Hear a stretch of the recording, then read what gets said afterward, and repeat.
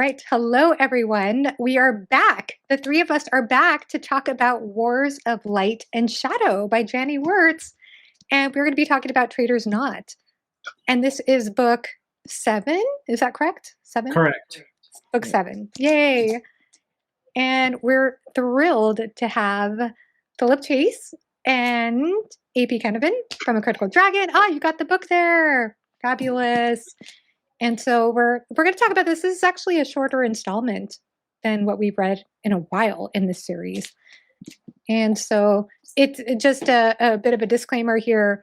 It's been a year and 8 months since I've read the book, and I think the same with Philip. Yeah, so, that's my fault. I apologize. I am sorry. It is entirely my fault. I own it, and everyone can blame me for this. So thank you guys for bearing with me. And again, you have my most sincere apologies for the difficulty that this is causing you. No apology needed. We are so happy to have you again, AP. This is an exciting reunion, at least for me, and I think I could say the same for Philip. So we're excited to get into this. And so I guess to begin with, is there anything you all want to say about this book in general impressions, maybe speak to some of the themes? We'll start with AP, actually, since you. Well, no, if you're going to talk about themes, go to Theme Boy over there, Philip. That's right, Theme Boy. Okay, well, it's exciting to be talking with the two of you about Traitor's Knot. It is not just book 7 in the series, but it is the penultimate book in the 3rd arc. So things are getting to a boiling point here, I believe, with where we left off at the end of this book. I'm really excited to get to book 8. And but in terms of the themes, I mean, there's just as always with a Janny Wurts book, there's a lot going on. But I think one of the things that stands out to me, particularly with Lysair, but it's a thing that Janny Wurts does a lot, and it's the idea that it's tempting, or you could read it superficially as Lysair being this villainous character who and he's done some horrible things. But I think it's always important to remember, number one, he's operating under this gesh of the Mistwraith to begin with, and that is something always to keep in mind with Lysair. Secondly, in this book, we see him manipulated by these necromancers as well. The Kralovir, I believe they're called. That's one of the necromantic cults that's in Athera. There's more than one, I believe, but this is the one that we're dealing with in Traitor's Knot particularly. And he's his own priesthood. They are really sabotaging him, trying to control him. You have all these different elements that are controlling Lysair. And he is, of course, unaware of the extent of it for both the Gesh and the Kralovir, who are operating through his own priesthood. And the Alliance of Light is really full of all this corruption. But Lysair is a character I feel have very, very complex feelings about, and he's a character that, as I was starting to describe, I could easily not like him at all. But I think it's important to remember the Lysair from way back in Curse of the Mistwraith, who really there was a lot of decency to this guy. And it was only after he was affected, and I believe that he's more affected than Arathon by the Mistwraith. He had the full brunt of it, whereas I think Arathon had it almost secondary. Not to say that Arathon doesn't go through the ringer when it comes to resisting the Gish, but he's certainly much more successful at it. And he has advantages, too, that Lysair doesn't have, that Arathon is much more highly trained to use his magery and whatnot. And you have to remember that Arathon is an edgelord, dark guy, the mascara, always hiding in the shadows. So he has that going for him. Like he leans into it. Yeah. He's also a rock star. He does rock it. So one of the things I guess I'm getting at in a very long roundabout way here is I love how Janny Wurts can give us a character of such complexity. And, it's a thing that we love about Malazan, all three of us, is that there's a character you initially see who may appear evil or maybe you don't like, but then you get more layers to this character. And that also is true for Sulfan Evand, who I think this is a really for me, and I know AP, you may have some other remarks to make further down the line about some of these scenes, but I actually loved the Sulph and Evan scenes in here. And the idea that he is such a loyal character that he goes through. There's some pretty macabre stuff in this book, and that ritual that he has to do to initially free Lysair from the influence of the necromancers is really quite grisly. And then later, there's another scene where they're trying to the necromancers in the jail are trying to repossess Lysair, and Sulph and Evan at one point realizes that they could take advantage of his own loyal men who are with him, and he kills his own men in order to prevent that from happening. And that's just like, whoa, this guy, he really goes through it in this book. So I gained a new appreciation of this character as well. But yeah, just the complex characters and amazing arcs. It's actually pretty amazing that I remember as much as I do, given that it's been 18 months. But there are some really iconic moments in here that I'm sure we're going to discuss. So yeah, and anyone else want to talk about any themes? Go for it, because there's so many. Yeah. Well, AP, did you want to go next? To bring up a couple of things. First of all, I think this is the first of Wurts's books that I have some significant negative things to say. But I want to qualify that by saying I really enjoyed the book. It has incredible moments in it. I think what Wurts is doing and exploring is really interesting and important and engaging. There were a couple of things in it this time around, for the first time in the series, that they didn't work for me, and I think I know why they didn't work for me. So I'd like to talk about that slightly later on.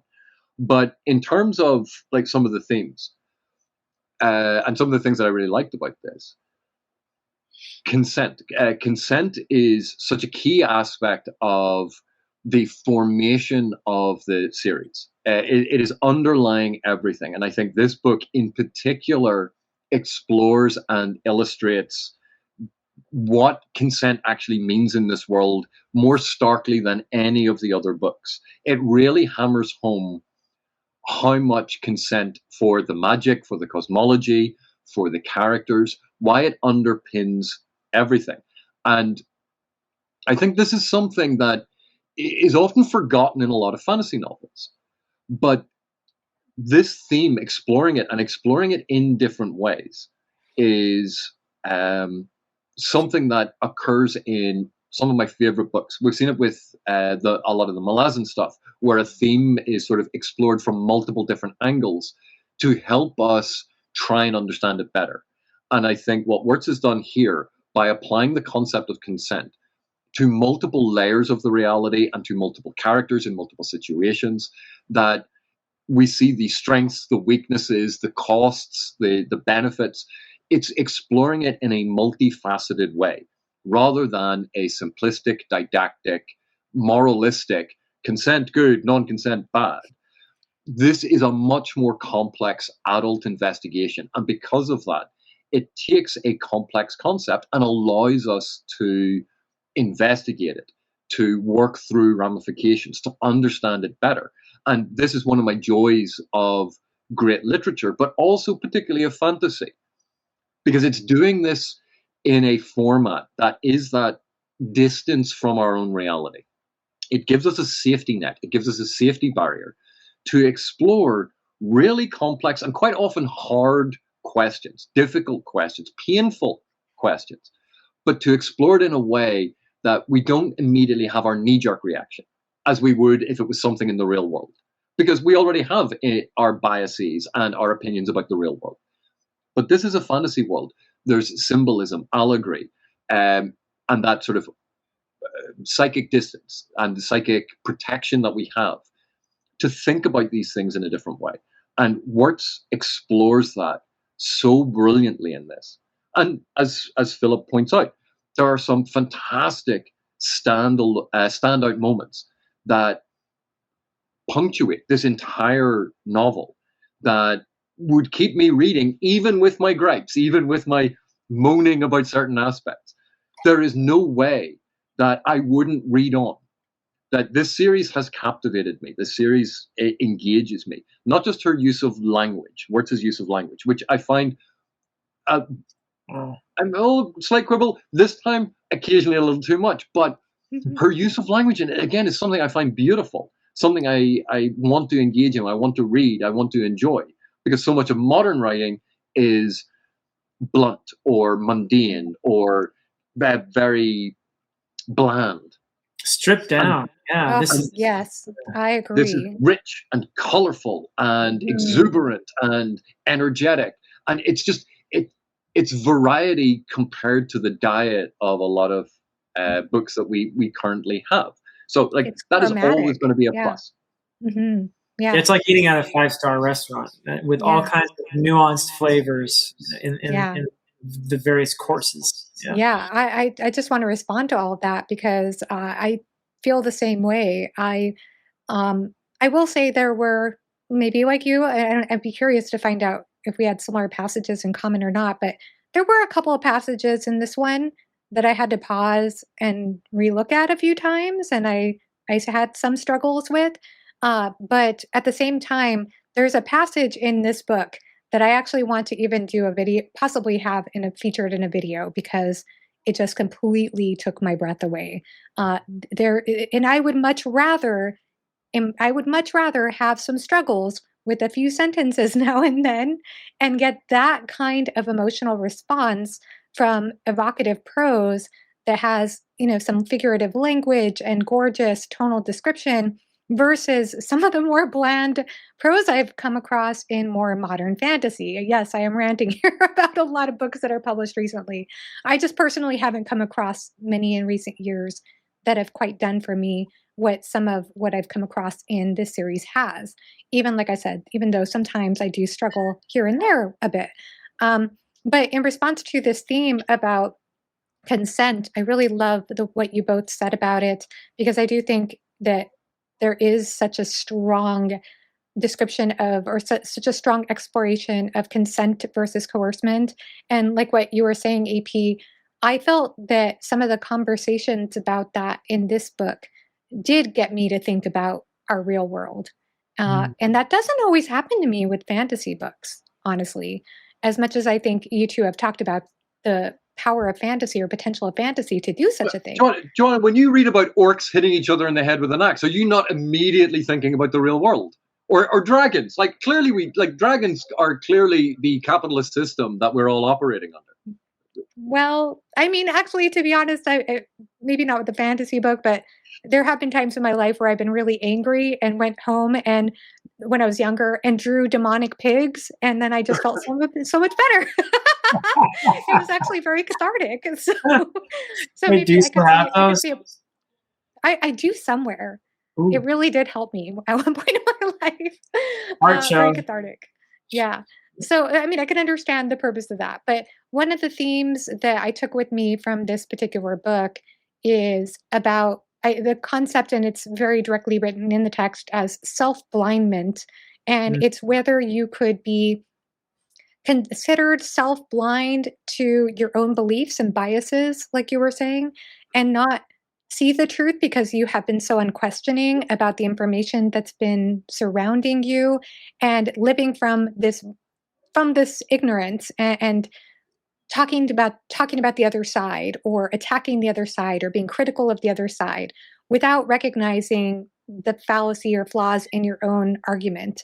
And I feel like there is a space in this story of not only acknowledging that within oneself, suddenly realizing, I think through the character of Self and Evan strongly, the flaws in your old way of seeing things, and starting to understand and open up your worldview, but also, what do I do with this? Especially as I'm bound through loyalty to this cause that maybe I no longer feel as strongly about as I once did, because I am seeing the flaws of that. And also, from another point of view, from Erathon's point of view, I'll just go ahead and say the ability, and this also ties in, I think, to consent as well, to look at the other side who is blinded by their own prejudices and understand and have compassion for that, recognizing that if they could see through it, that maybe they'd make a different choice. But that it's really, maybe there's almost no sense of free will to be able to see,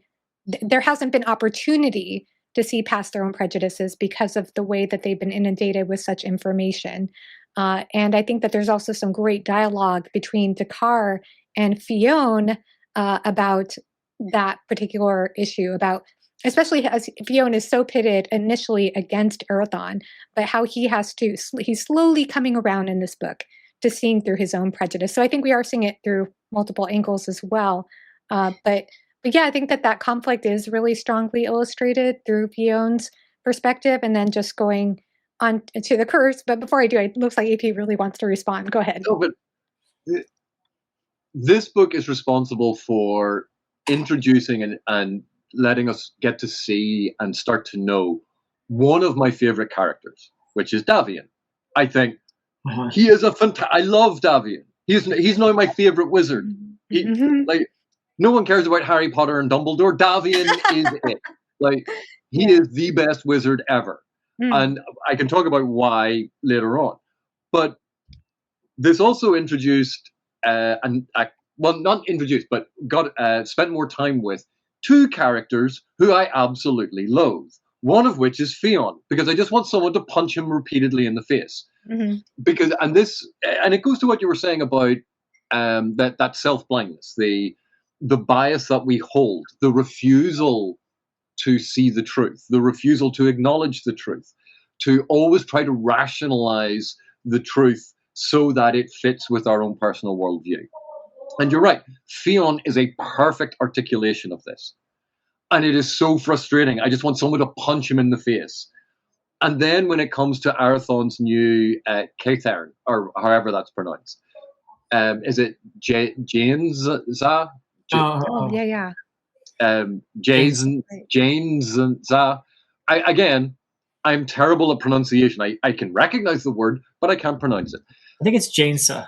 Yeah. Jainza. But yeah, I think Jainza. Again, just like Fionn, you're like, oh, for the love of all that is holy, how many times does someone have to show you the truth, tell you the truth, do the thing?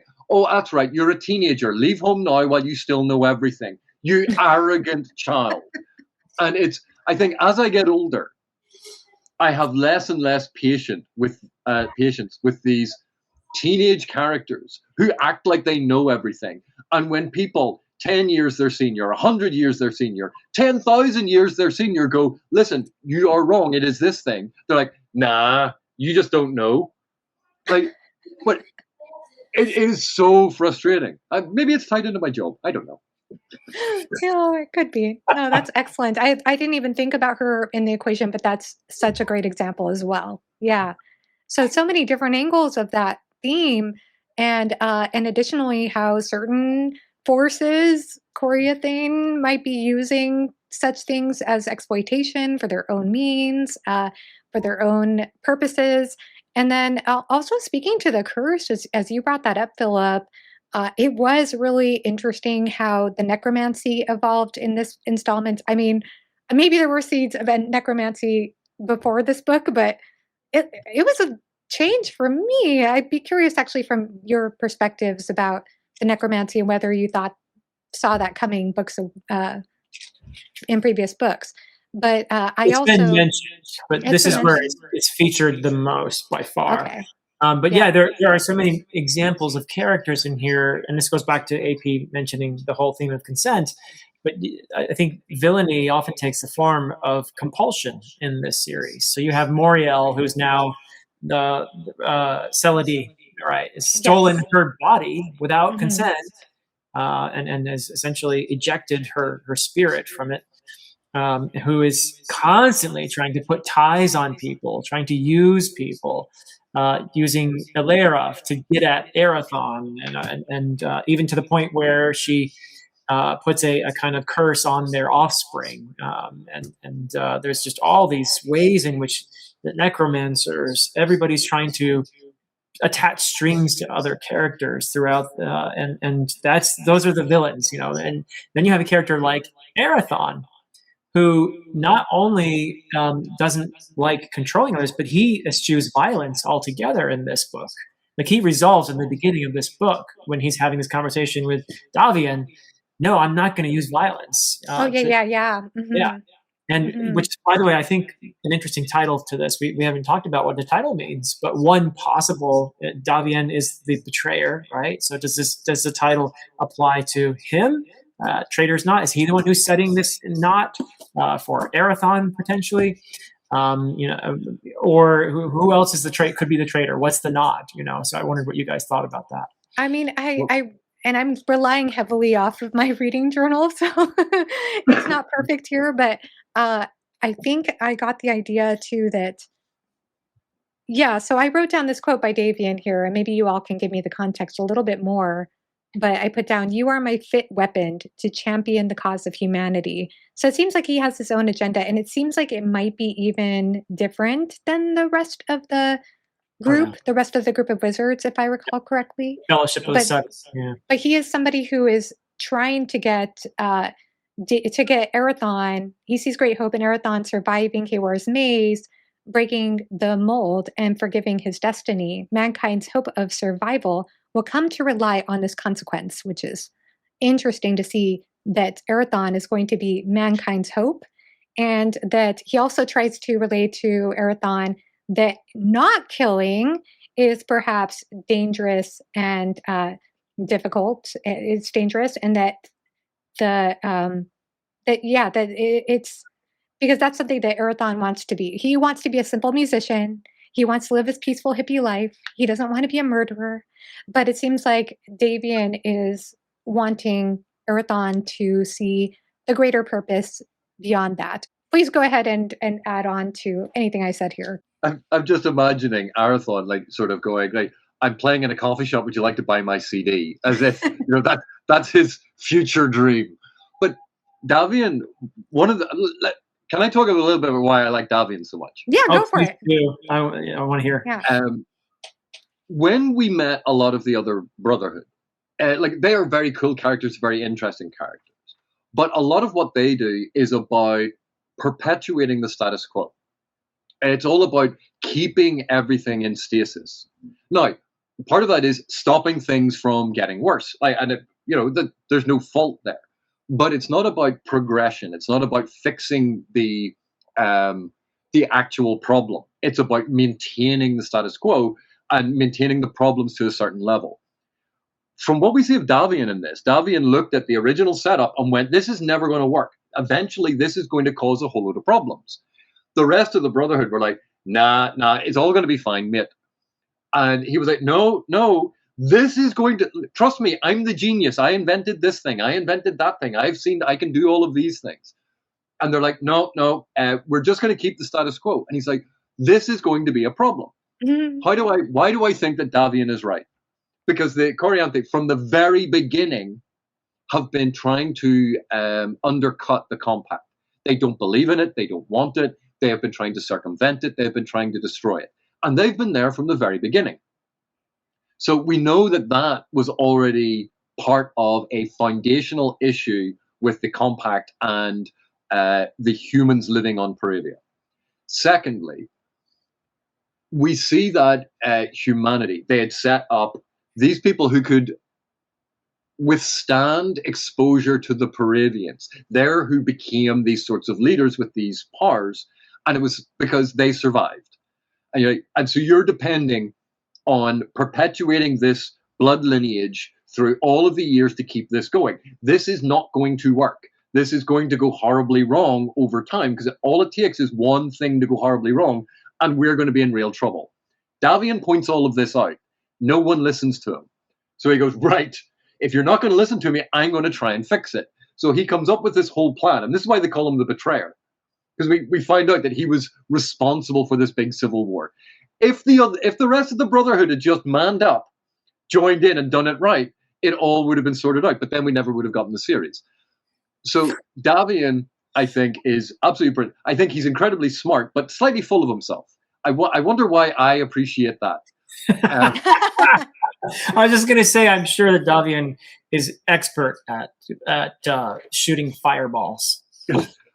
But one of the things that really intrigued me about Davian, and I think has massive repercussions for the rest of the series, Davian has the ability to be both in a physical form and a spiritual form.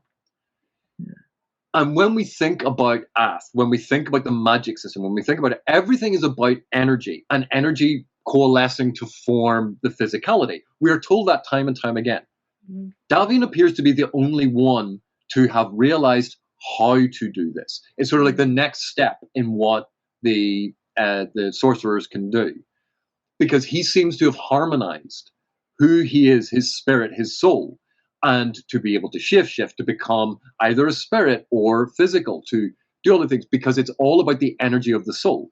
So I wouldn't be surprised if this is something that he's going to have to teach to the others at some point, to go, what do you mean you've never reconstituted a body? Cardamom and Luhien, you're just being lazy. This is what we do. We find the harmonic frequencies. We find this resonance. We find this beauty. It's all energy. And you just need to find a way to concentrate it, because the soul itself is eternal. And so I think Davian's abilities show that he, in some ways, I think, has greater insight into this world and this magic and what is going on than a lot of the others. He's more farsighted. Is he a bit of an ass? Yes, but he's a lovable ass, and he has a big library. So, like, obviously, yes. I'm going to like him.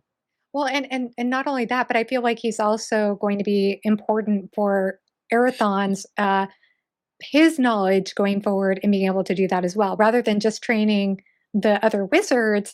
I mean, he had a huge role to play in Erathon, studying all the books, right, in the last book. But also, there's even a section in this book where Erathon is reading a lot, and I feel like we're just seeing a lot of evolution there in Erathon becoming a scholar, is what I'm noticing as well. It's Arathon going back to his roots. He used to be a student mage. He went out, he tried to get a job. It didn't really work out. He wasn't making the kind of money. So he's gone back to do his postgraduate studies. And, you know, again, I wonder why I enjoyed that part of the storyline. He also discovers the importance of this sword, Alithiel. Yeah. And so the idea with that sword is that, let's see, it says he cleansed his sword after learning it wasn't made for killing. It contained a seed of creative peace, and it opened the way for forgiveness. So, no, far be it from me to criticize the Paravians, but if you're going to make something as a symbol of peace that has the ability to cut bonds and things like that, maybe making it in the shape of a weapon of war that's designed to kill people is a bit of a design flaw. Do you want them to be scissors or something, or what? Why a sword?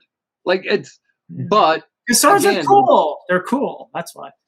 Die by the sword. But it's rewriting a symbol and finding a new meaning for it.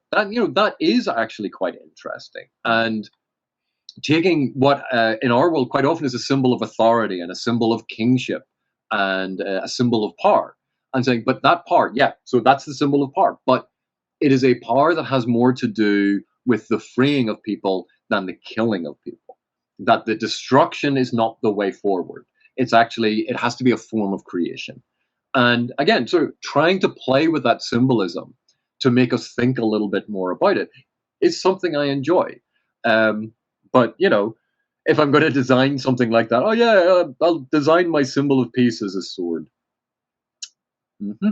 But I mean, I guess one thing we could say, though, is, wouldn't you say, though, that he does perform acts of killing at the end? He does eradicate the land of these necromancers, right? No. He gets them to eradicate themselves. Yeah, essentially. Because Arathon chickens out, and instead of getting his own hands dirty, he goes, Ath is going to take care of this for me because they've betrayed the compact. Like, I'm gonna be a martyr yet again. And are we touching on something that I have a bit of an issue with? Go for it.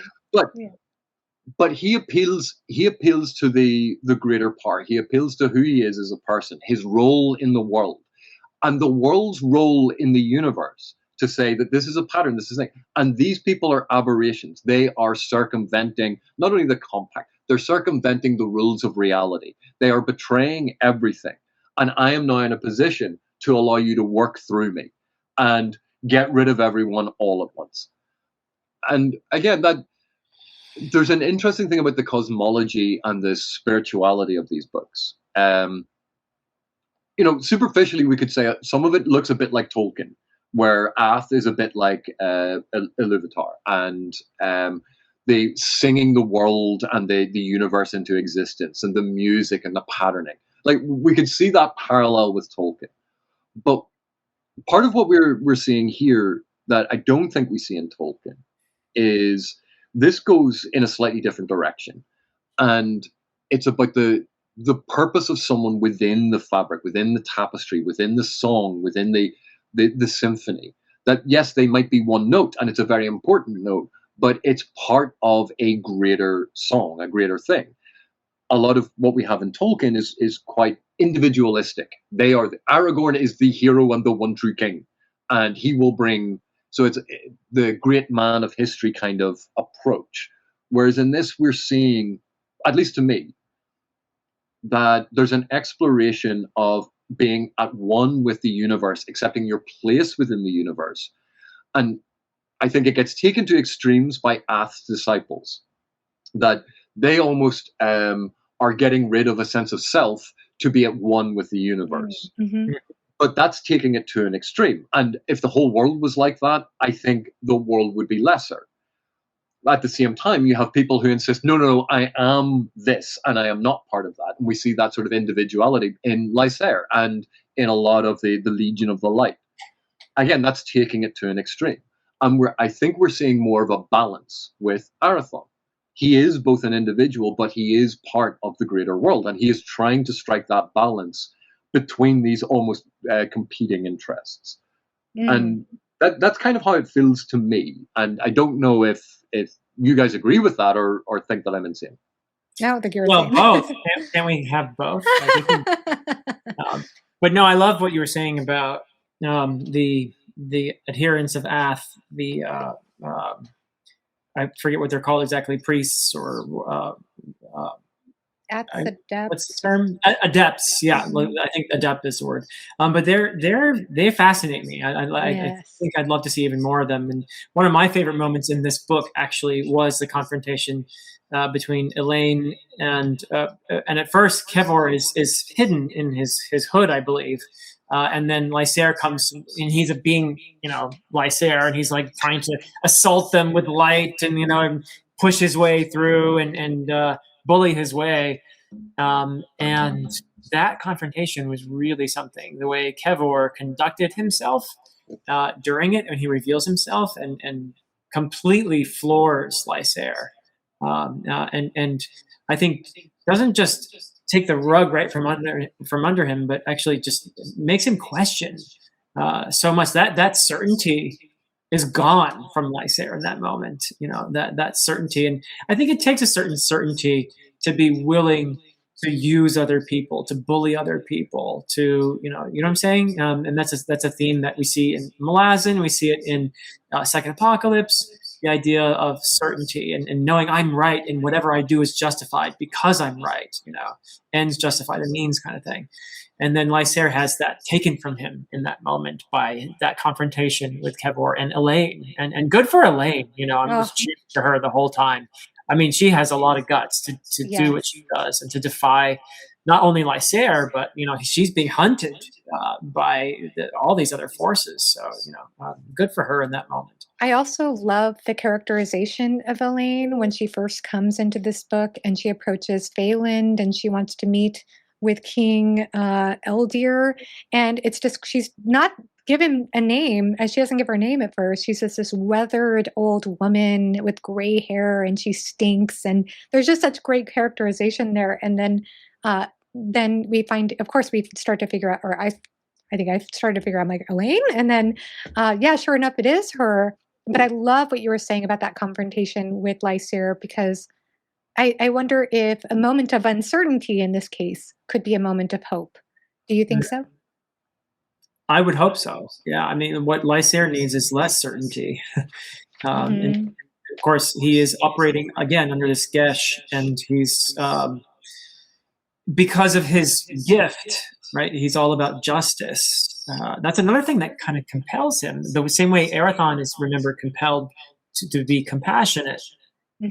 Lysair is compelled to pursue justice. It's a really bad a perfect storm in many ways for Lysair, which is why this book made me feel bad for him. I was kind of a Lysair hater there for a while, but I felt, and not that I had ever forgotten that he was, he a lot of what he's doing here is because of these outside forces, which is interesting to me because I know for a fact that Janny Wurts is a real proponent of free will. So the fact that you have all these characters who are operating under the duress of these compulsive forces is fascinating to me, and I want to know where this is going to go. But AP, you were going to say something. Well, I think this is the strongest indication I think we've seen so far that Lysair is fracturing. Even the hold on him is fracturing. He has moments of, I suppose we could call it lucidity, where he sees and has to take a step back from the horrors and atrocities that he's committed. But he actually sees them. He isn't blinded and unable to see them. And I think we saw this earlier, and again associated with a visit to Ath's temple, Ath's sanctuary. Yeah. That this is the moment when he's actually exposed to this. It peels away some of his self-delusion. But in this, because of Zulfin Eved's different moments with Lysair, I think there are now multiple moments where Lysair is finding it more and more difficult to maintain the self-delusion, because his sense of justice is now almost at war with the things that he has done, because he's becoming more aware that he has acted unjustly and this must be corrected, and he's being confronted by more and more of this.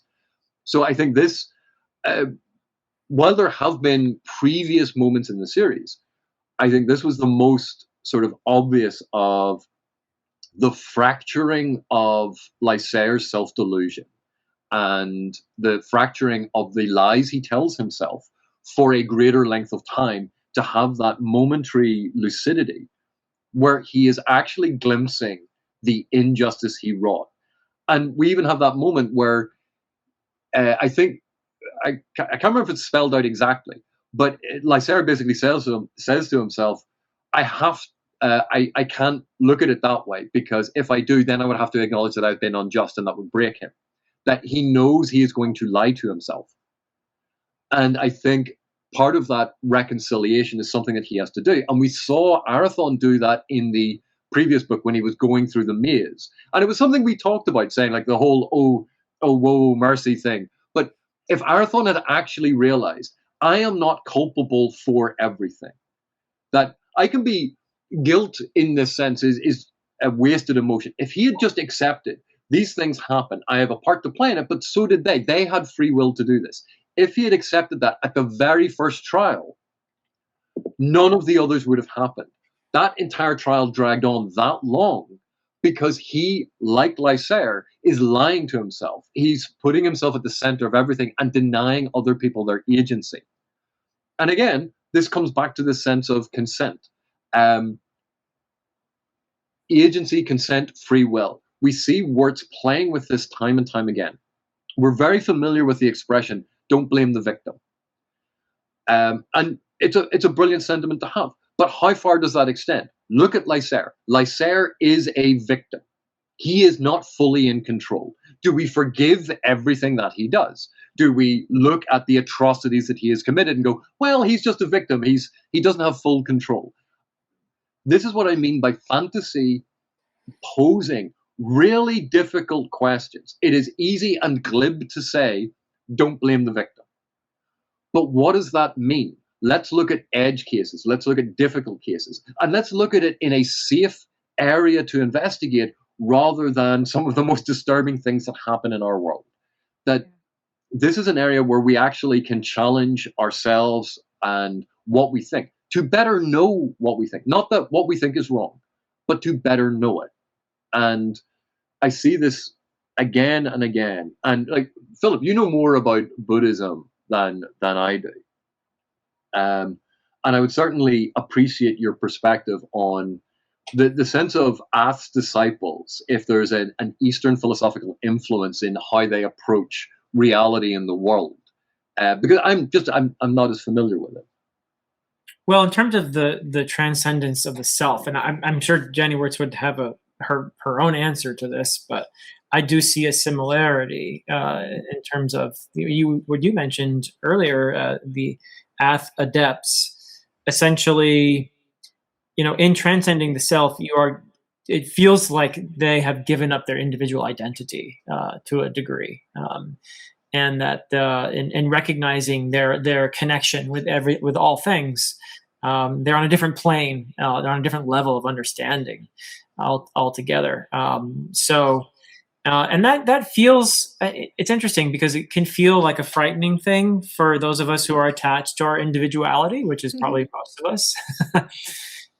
But I think it can also be an incredibly peaceful thing at the same time, depending on how you look at it. Like if you ever have a mystical, transcendent experience, sometimes people have them, and it's frightening because your individuality is kind of being threatened by that sense of being absorbed into the greater picture.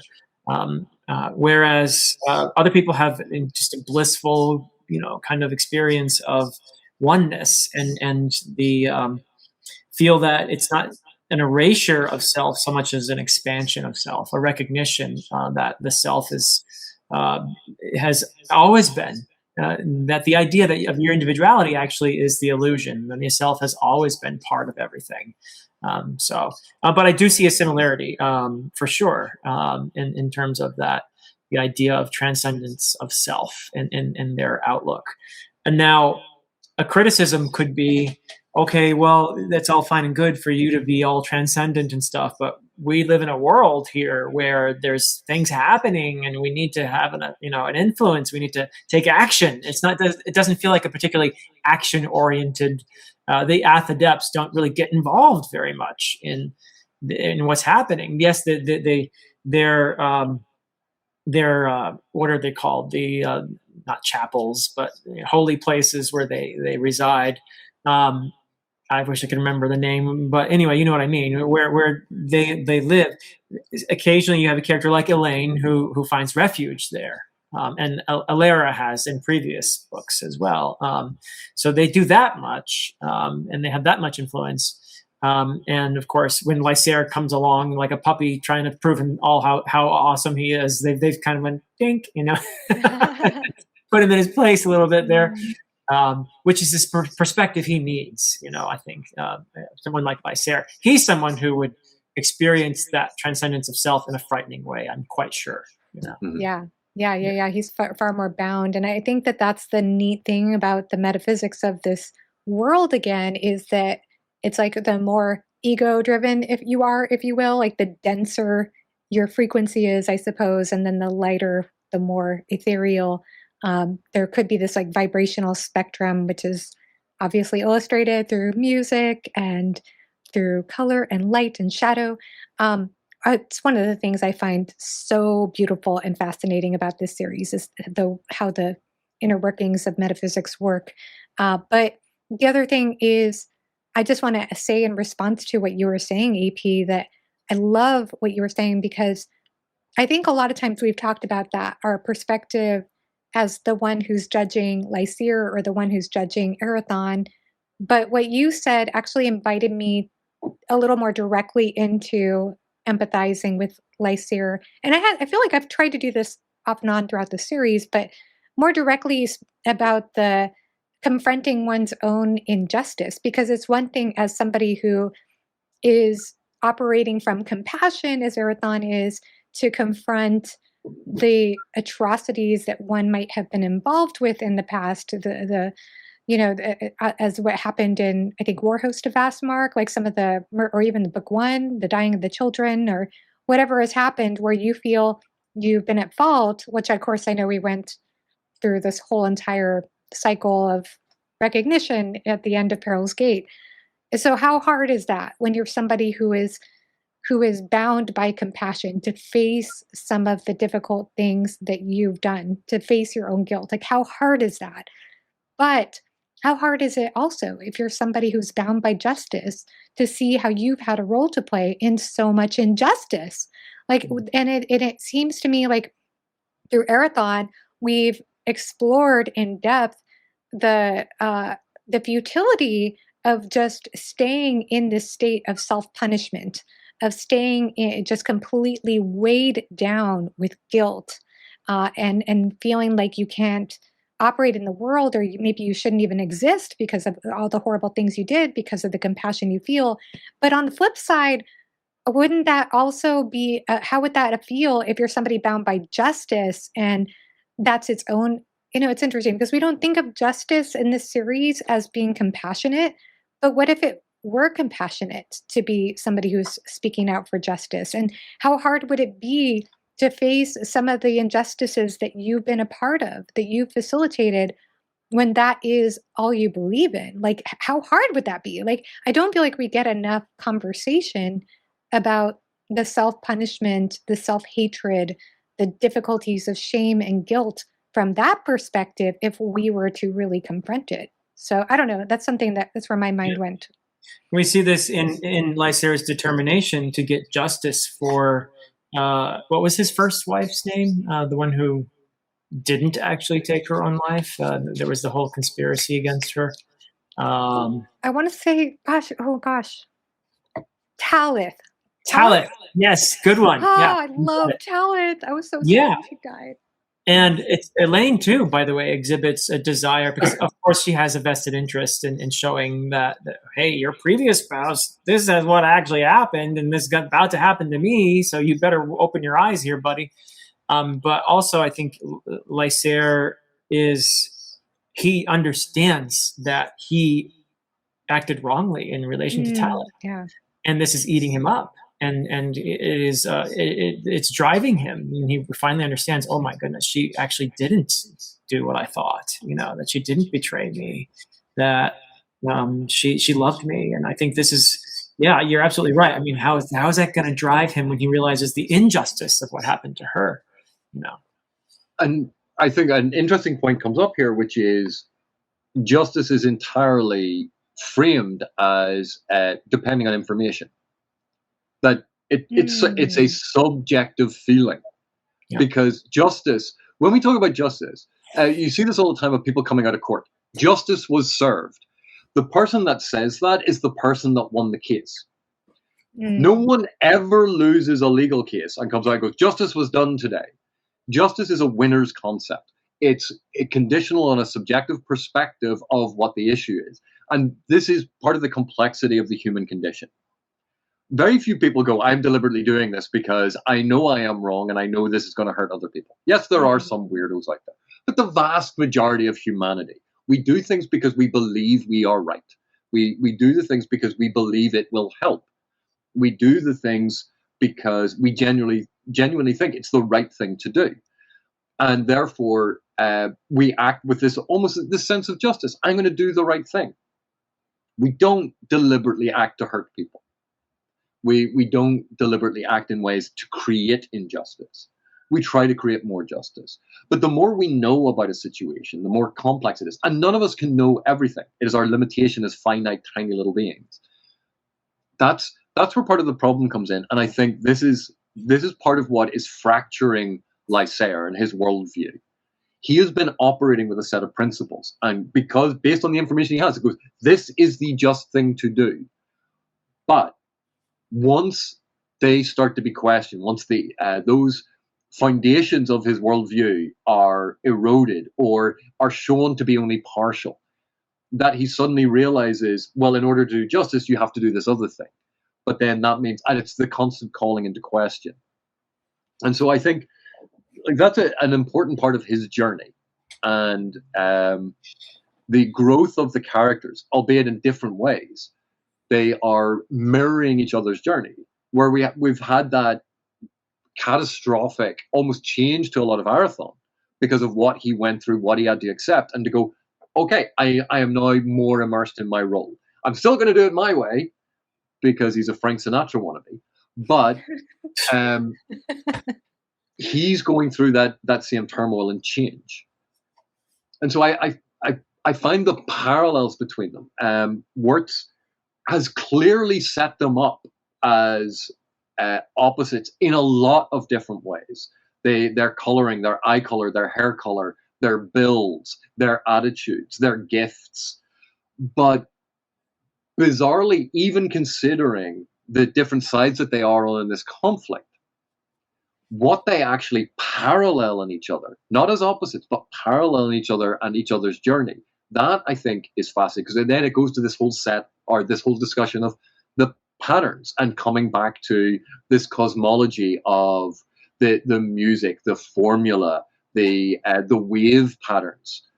We could talk about quantum theory as it applies to the dragons altering reality, but I think that's getting ahead of ourselves. I don't think we're there yet. I have sneaking suspicions about dragons, but we'll see. Naturally, you would have come up with a name for the series that would allude to the simultaneous parallelism and opposition of that is going on that you've been talking about, right? Yeah, Horrors of Light and Shadow. Yeah. Oh, speaking of magic, though, there is sex magic in this book. So let's go ahead and talk about that. The Coitus Interruptus scene. Yes. Wait. Okay. Well, let's start with why is this scene remarkable in anyone discussing it? And again, we run into that issue in fantasy. People are very willing to go with very graphic scenes of violence. People are willing to go with graphic scenes of torture, the graphic scenes of all of this sort of nature. Show one loving scene of physical intimacy, and suddenly everyone's like, well, that makes me deeply uncomfortable. The disemboweling scene, perfectly fine with. But someone having sex, oh.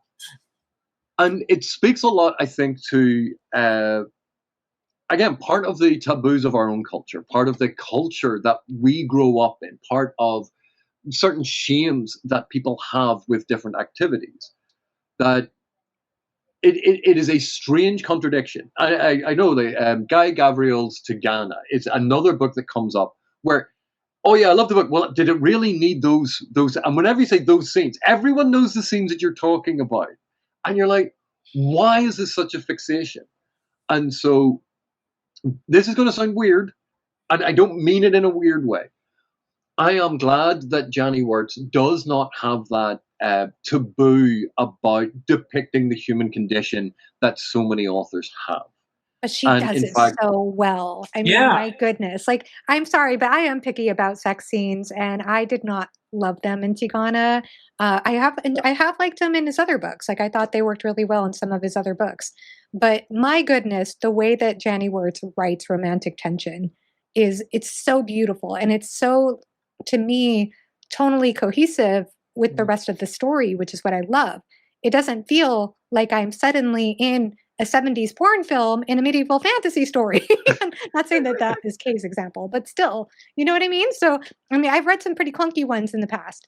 But I think that the way she writes the chemistry between Ilera and Erathon is beautiful. It is gorgeous. And something I was gushing about in my last Why Read episode, it just kind of came out of me in the middle of the live, but I think it's true, is that I feel like the character of Ilera, for me, I know this is going to sound kind of extreme, but I feel this is true in my heart.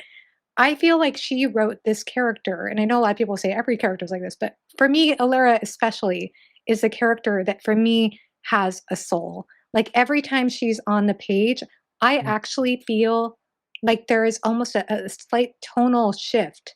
Like I can almost feel something feminine in her aura, just something so beautiful. Like her heart, her feelings for Erathon, they don't feel artificial. It feels like there's some depth and weight to it. And of course, he towards her as well.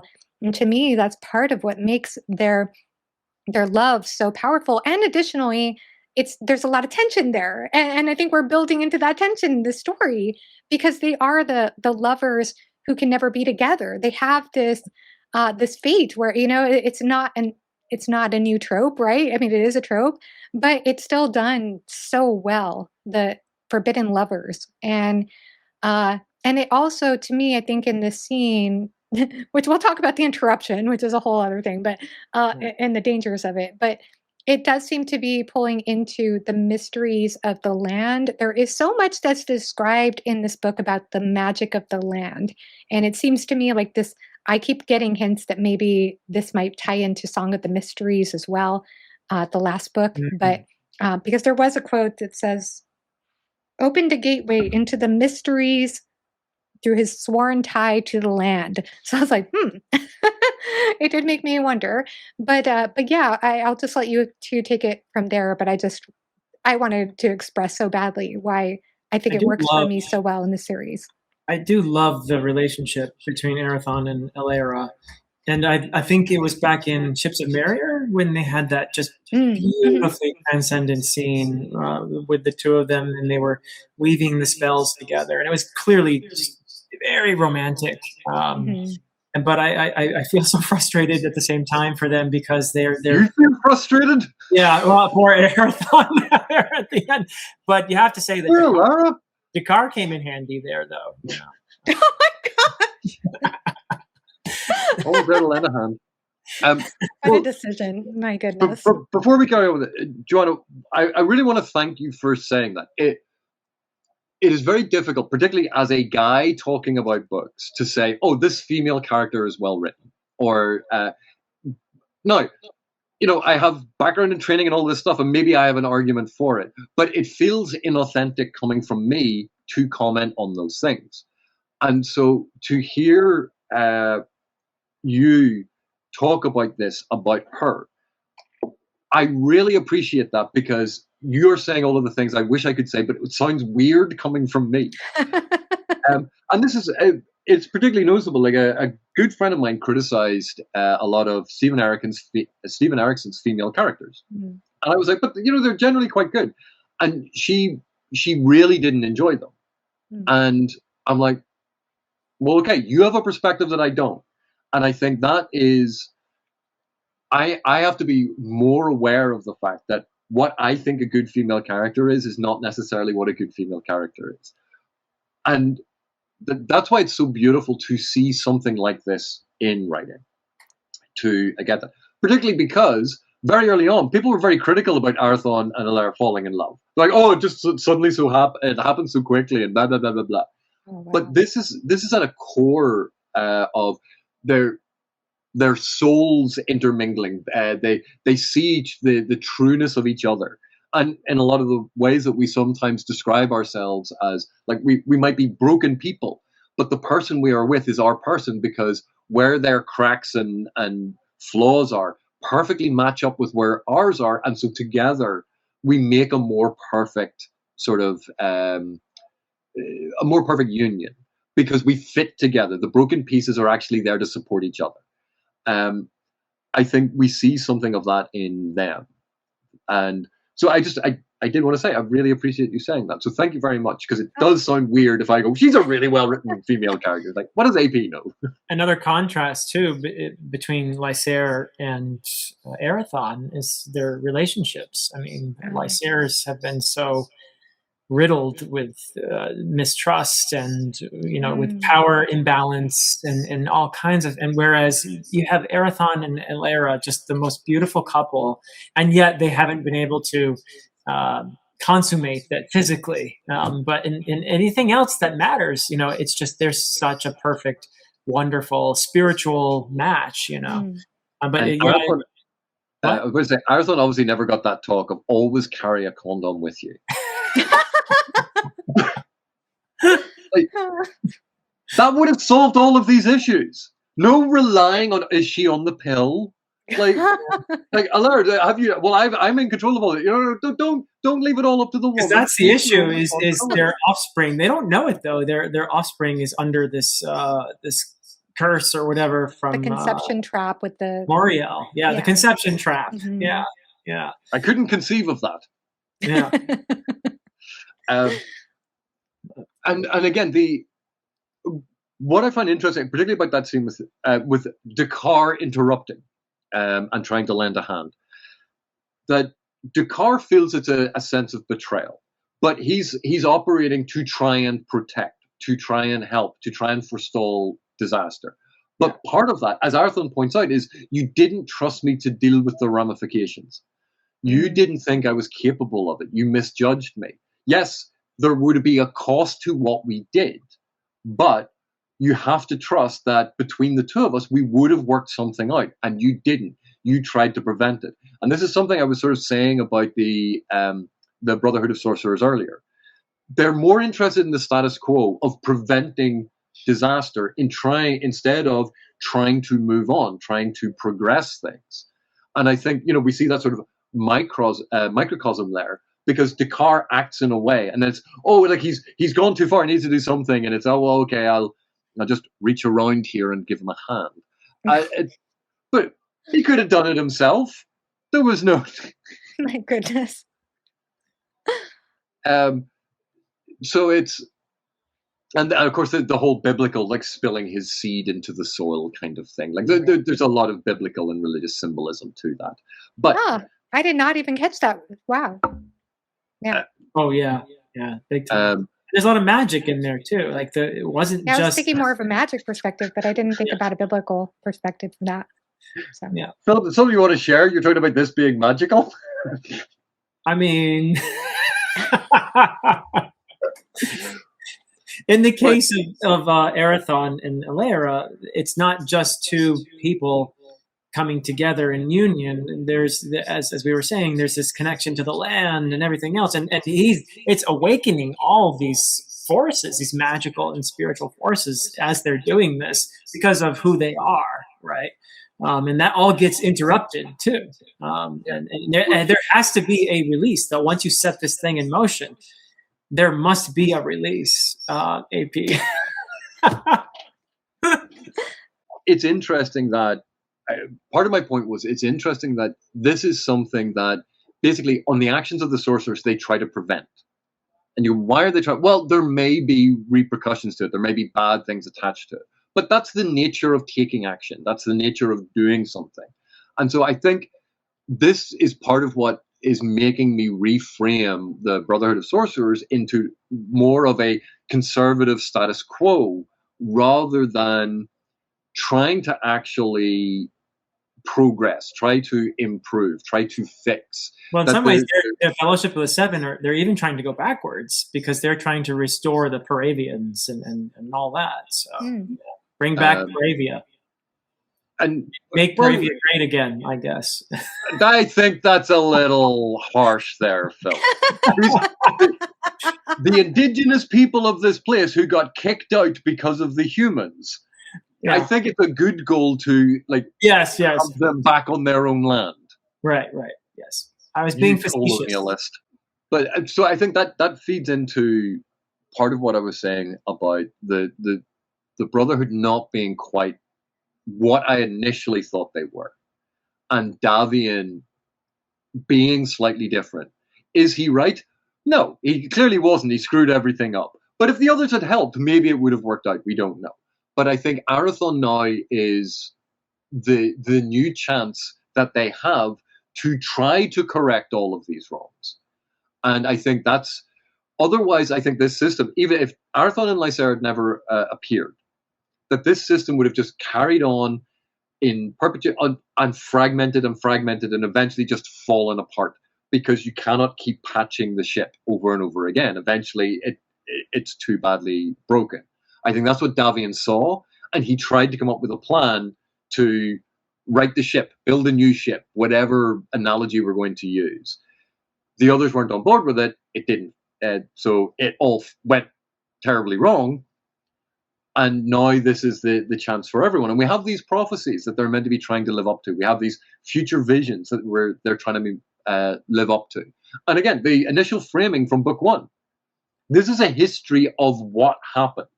So we know there is a future that is looking back on this. We know there is something in the future. They're looking back, and this is the true history, something that has been disguised and forgotten over time.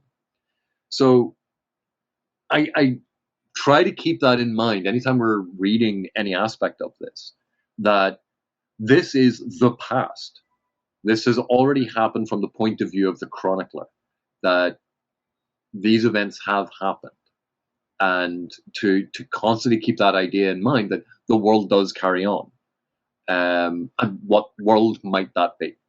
Yeah. To be fair to the Fellowship of the Seven, of course, they're having to MacGyver this ship, with chewing gum and a bit of duct tape constantly. I mean, there are all kinds of forces at play, and it seems like they're constantly being pushed to the edge, and they're very sacrificial as well. And I mean, we've seen Seth Veer essentially debilitated for a good couple books now because of what he did to save this place earlier. So they're just being pushed to their limits constantly, and they don't have the same imagination though that Davian has.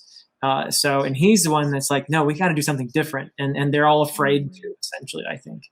So. And also, but if you think they're not exactly known for taking on interns and training them up. Yeah, I mean, there's that's a bit short-sighted.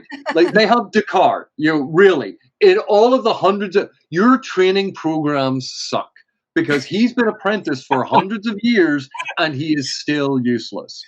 Like invest in PowerPoint even. Get a couple of lectures on PowerPoint. Maybe that'll work.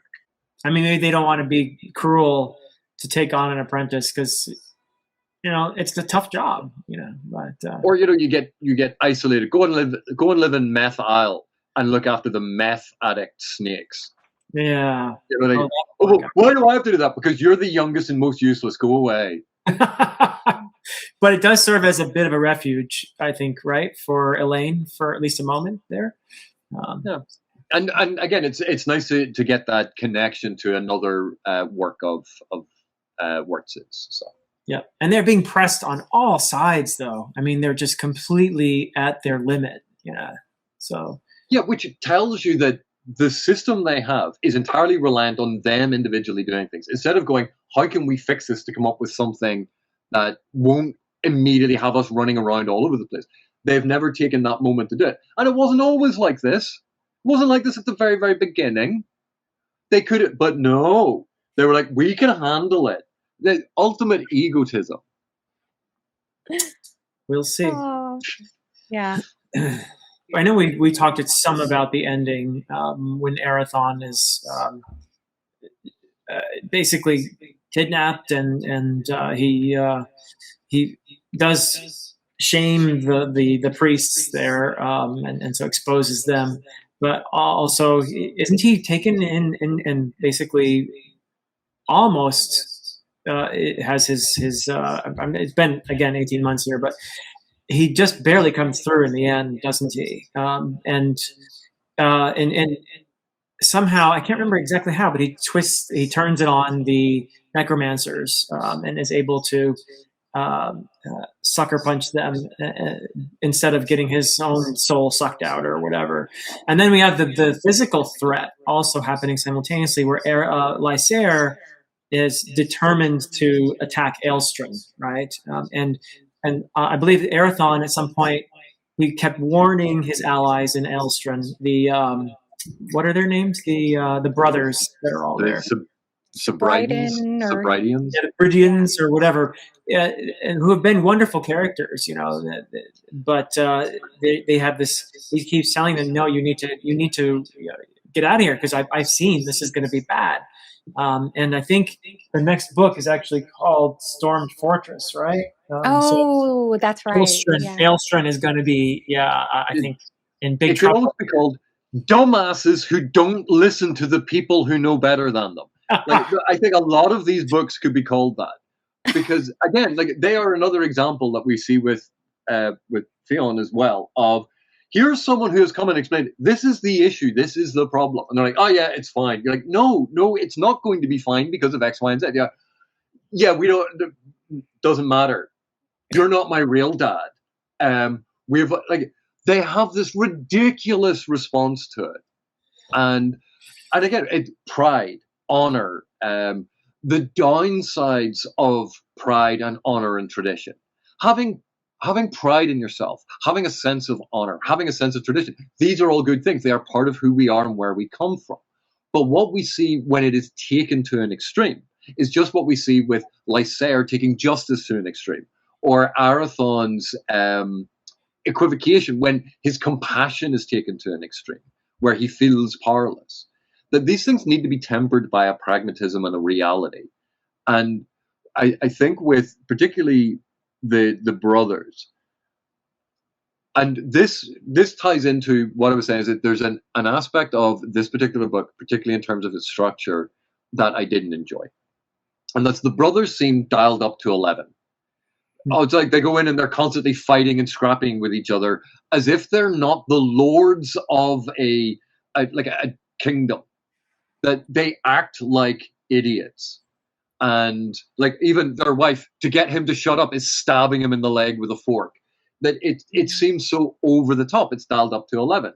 We have Fionn, no matter how much he is shown, no matter how much information he has, no matter all of these things that happen to him, no matter if he's up on a mountain seeing the wraiths being captured and all that, he's like, no, I still don't believe. I bet you if Fionn was sitting on Santa's sleigh as Santa is delivering toys to all the boys and girls of the world, going, well, Santa's not real. My mum told me. Like, he's doubting Thomas to the extreme. Jasna, or whatever her name is. Again, everyone tells her, but this has happened. It was his decision. He did that. Well, I still blame Arathon, and I'm still going to do this thing. This willingness to blind themselves to the truth, but it's the exaggeration of it. And there's also, though, in that, I think the reluctance to be the thing that you are, quote unquote, destined to do. Like Jane, in Jane's case, she's been, without her consent, put in this role. I guess she does have to accept it from Arathon. Like there's a whole ceremony there, which she kind of refuses. Like he tricks her into cutting him. Like he gets her angry, and then there's the blood element of that binding her to be this role, which she seems to not really want to be, because she knows that this role has led to suffering for her family in the past, right? Right, but I would disagree. He didn't trick her into this. She is undisciplined. She does a whole bunch of things. Arathon goes out of his way to leave the decision up to her, and she still screws up. Like, right. And that's it. Arathon keeps offering her space, offering her a chance. We see it time and time again. He is constantly bending over backwards to give people their free will, even when it hurts his cause. Right. Because he is compassionate. He is aware of it. And it's very, very important. Whereas she doesn't care. She is selfish. She is self-absorbed. She is wallowing in her own self-pity, her own grief, and ignoring the fact that everyone else is feeling that grief at that loss, that Arathon is feeling that grief. She lost her father, yes, and it is terrible and it is heart-wrenching. And she cannot acknowledge that Arathon lost a friend that he had had for decades. She doesn't have that perspective. Yeah, she Which lacks. Is interesting because it says she has the gift of sight. Is that right? I think that's the gift of short-sightedness. That's part of that lineage, I think, for sure. But I feel for her. I mean, just think of when you were a teenager, AP. I'm sure you were. I was never a teenager. I was born this old. I'm sure you were a very well-behaved teenager, but when you're told as a teen, you're by your parents or some parental figure, you're going to do this, you're going to be that. I mean, there's some resistance there, isn't there? I mean, but yes. And again, one of the issues is Janny Wurts can write very believable characters. Yeah. If this was just a caricature, I could just dismiss it. The problem is they are too believable, except the Sobriety brothers, because they seem almost caricatures in those scenes. Uh-huh. All of the other, in the earlier books when we saw them, they weren't as aggressively over the top. But for some reason in this book, I felt that they were so much more over the top. They were exaggerated.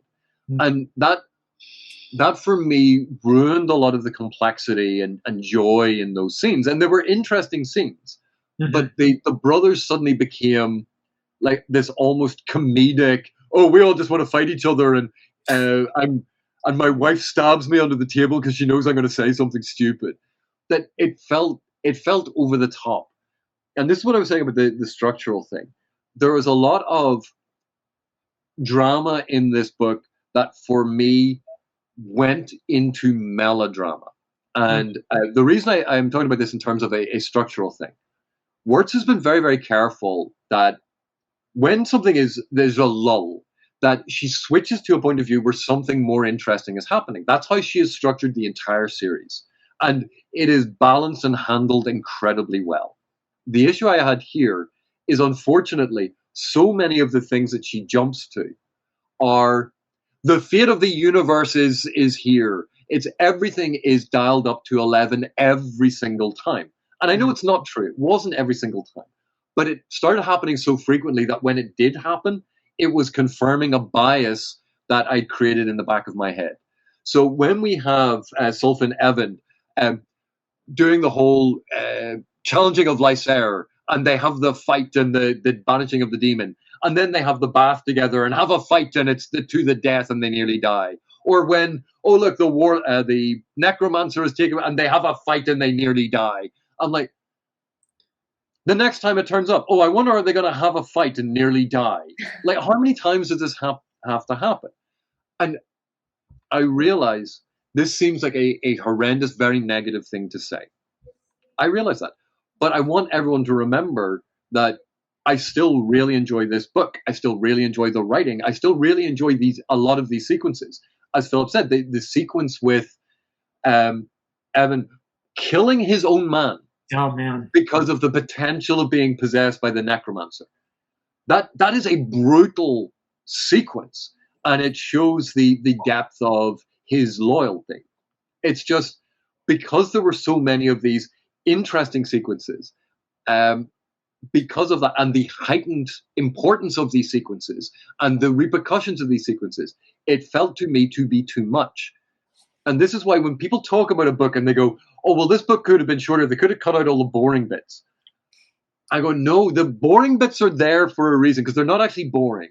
They are the moments of respite we have from action. And so I think the heightened emotion and the heightened stakes for these scenes, with the addition of so many of these scenes happening, which I think for a lot of people is a bonus, but for me was not. I think it's a combination of both those things led to me not enjoying it as much. And again, like people seem to think that I'm only ever going to say positive things.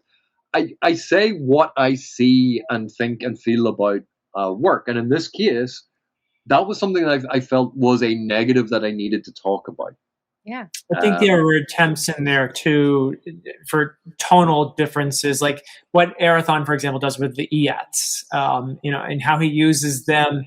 I think he sends one into the waystone, the crystal, whatever it is. You remember when that happens? But remember, even when he is trying to control all of them, and he suffers through unconsciousness with his last shred of consciousness. He's fighting past fatigue to the very last shred again. Like, why can't any one of these things be worked out with, you know what, that was a bit tiring, but I'm not near death's door.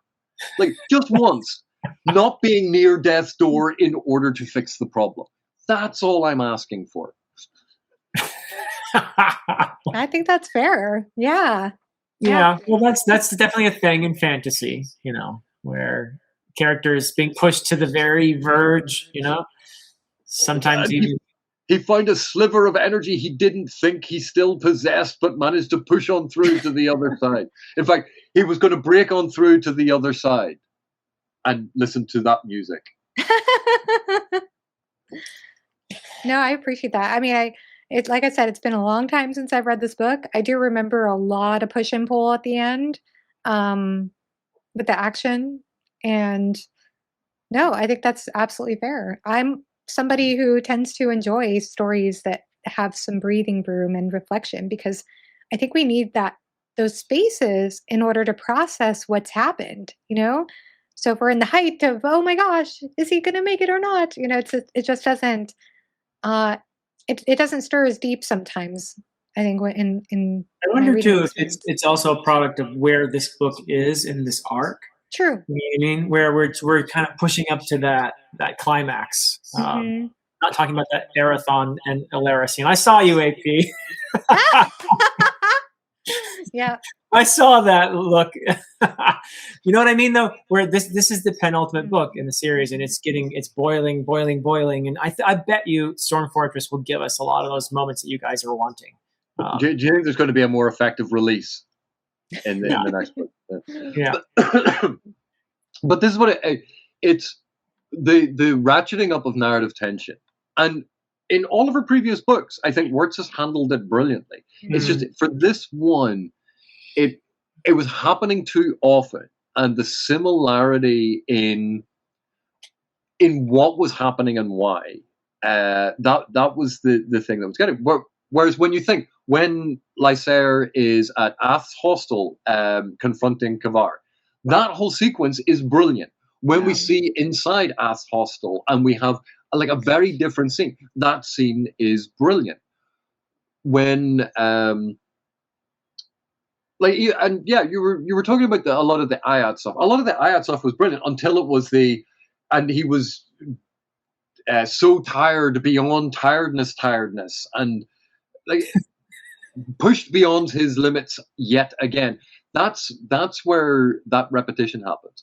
But yet, one of the other sequences I think was brilliantly done that didn't have that same pushing everything to extremes, and yet is in a very different way a very extreme scene, is the takedown of the corrupt priests.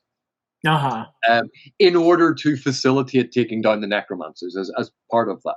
Right. But that the rescuing of the young boys and the young girls from slavery and rape, rescuing them from that fate. And that I thought was incredibly well done. Showing that darkness, that corruption, that how the evil of the world celebrates the worst of violating consent, violating innocence, violating individuality, the removal of sense of self by making people slaves, the removal of the ability to consent, the removal of all of these things, and violating them in a metaphysical as well as a physical way. That entire sequence was powerful, it was moving, it was painful, it was examining a darkness that we all know is part of humanity and that we find so difficult to look at. And I am so, and it's going to sound weird, I am pleased that Wurts included that aspect. Not because it was enjoyable to read, but because it was a brutal truth that we so often ignore and is so often skipped over in a lot of fantasy novels. We have a criticism of a lot of fantasy authors who use sexual assault and rape against women routinely as a dramatic effect. What Wurts does in this, of putting the most vulnerable, children, as the focus, and also bringing that focus onto male children who are routinely ignored in a lot of fantasy novels as targets of this behavior, to force us as reader to face that brutal truth, to face this is part of the darkness of humanity. And we've seen it with the court cases against churches and sports teams and organizations that are meant to look after and help children and how they were abused. This is part of our dark history. This is part of the horror of humanity. And Wurts places it in the novel to go, no, this is part of the story. This is part of the shadow of humanity. And we have our hero enacting a plan to save them all. And that's wonderful. But we also see the young boys, after being saved, who volunteer to go back to pose with the priest to close the trap. That seeing this danger, this thing that would have destroyed them, and they have the courage to volunteer to go back. They aren't forced to do it. They choose to do it. And so again, that heroism in a way that is not traditional fantasy heroism. And so that's an aspect of what Wurts was writing about that I am glad is in the book, as difficult as it is to read and think about that type of darkness. So I know it's a weird thing to say that I am glad about, or I think is good in the book. Well, handled well. I think that was extremely well said, AP. I completely agree with you. Yeah. Go ahead, Philip. Sorry. No, I was saying it's handled well, and Yeah. that's important. Yeah. Yeah, I agree. Unlike Dakar, he doesn't handle things well. Agreed to that too. Well, I actually have a question for you. It was something I kind of alluded to earlier about the dragons.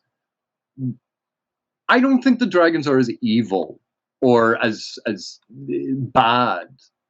I for some reason in reading this, I was getting this sense that the dragons are part of things, and that their ability to warp reality, because we've heard about this, that even their dreams change reality. But I think that their ability to change reality, I don't think that's meant to be as destructive. I don't think they mean it to be destructive. I think you're just biased, AP. Well, it's people are always so mean about dragons, and dragons aren't that bad. No, I do think there's going to be a lot more revealed about those dragons in later books, and I think you might be onto something with that. Yeah, I mean there already was. I mean I know that it was in Ships of Merrier where we got a lot of the background history with the dragons, but it seems to me like I think part of the history we've been told, the war between them and the Paravians at war with the dragons. So it really sets dragons up as antagonists, and we've seen with the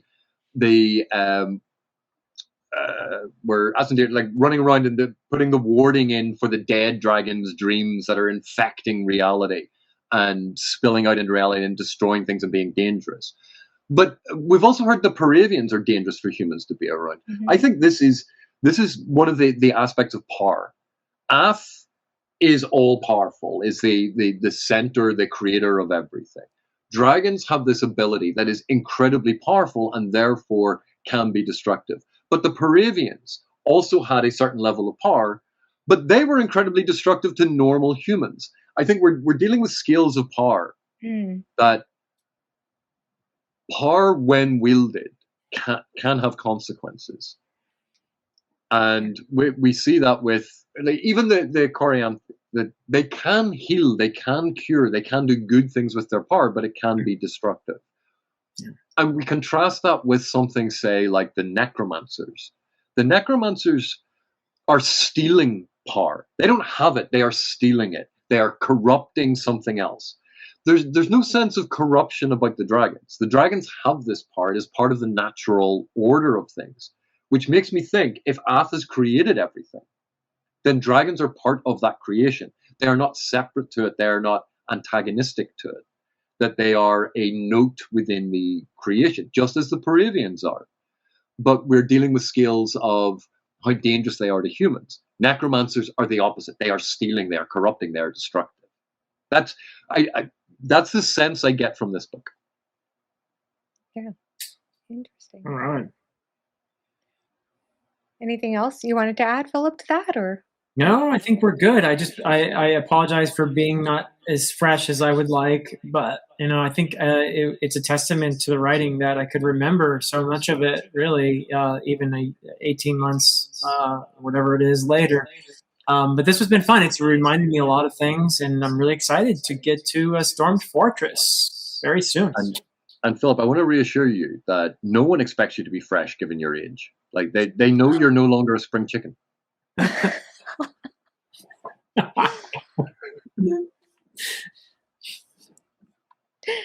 Oh goodness. Yeah, I mean I do remember some things that have been coming back to me, though I do think I probably fell short in this discussion in adding as much as I probably could. But yeah, I mean there were just some beautiful moments. I think that some of the things that stood out to me the most were obviously the moments with Elaine, and even though we have that interruption with Alara and Arathon, it was still interesting leading up to that. And yeah, I do think the Sulfin Event, as we talked about, showed so much of that theme that we were talking about self-blindment and learning to see through that and what he has to sacrifice for that. Because I don't even think we talked about how he is heir and how he has to let go of his role as heir and go against expectations. Like how much does he have to sacrifice in order to change course and stay true to what he has been presented. And even treating with the enemy. I mean, he goes to, I think it's Sethir. Avenor? Is it Avenor the name of the stronghold? Oh, that's where Lysair's capital is. But at one point, I think Sultan Evan goes to the tower where Sethir is. Yes, I'm so sorry. What is that called? Because we got a lot of background about that place too. That tower is. Let's see. I lost my place. But anyway, he goes there, and he is essentially getting instructions from Lysair's enemies at this point, in order to save Lysair. So there's interesting layers going on there. And to get the item, the warding knife, to protect Lysair from things. Like, yeah, doesn't he get that from that witch woman? Yes. But remember, there's the whole exchange of how to get rid of the contaminated bowl, and then you're going to take this thing, and it's a whole progression of a way to protect Lysair. And again, like, that challenges his process of thinking about the Brotherhood, because if they were truly Lysair's enemy, why would they help? Exactly. And again, he's part of one tradition pulling in one way, one tradition pulling another, that we are made up of our past, and allowing it to dictate who we are without any sense of individuality is probably taking it too far. But at the same time, we have to find a way to balance our present with our past. And I it's an interesting exploration. And none of the negative stuff that I talked about should be seen in any way as don't read this book, or this book isn't any good. This book is superb. Oh yeah. I'm just grumpy. It's Althane. Althane is the tower.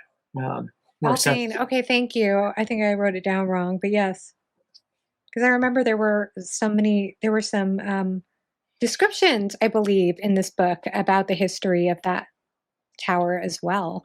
I could be misremembering, but well, and it combines with our knowledge from the previous books as well. So now we're getting a much more complete. I wouldn't say actually. We're getting a much more complex, not complete. We're nowhere near. There's so many pieces to come. Yeah, but we're getting a much more complex idea of the interconnectedness of the world and how the different historical events actually fit into things. And I think that's fascinating, and it's one of the most detailed histories in fantasy that I think I've ever come across. Yeah, what a developed world. Yeah. Yeah, and I just love how interconnected everything is in the world building. Like, I know we've talked about that before, but yeah, and my hope, obviously, for the next book is that someone punches Fionn in the face repeatedly. Yeah. But Joanna, thank you so much for getting us all together again. And once again, my apologies that it took us so long to do this.